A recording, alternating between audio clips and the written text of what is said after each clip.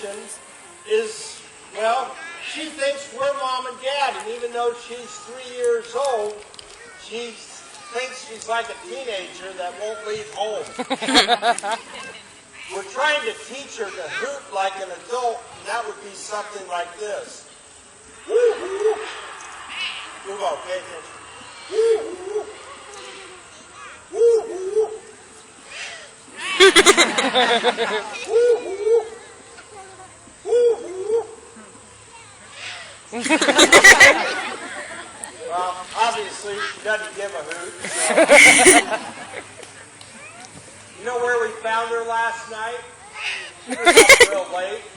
She was with a bunch of other owls at a hoot nanny. Okay, with that, on the count of 3, we're going to send her home.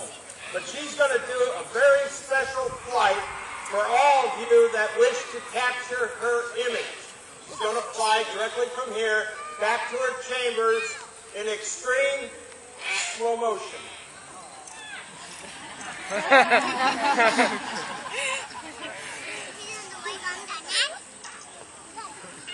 That's extreme slow motion, all right. There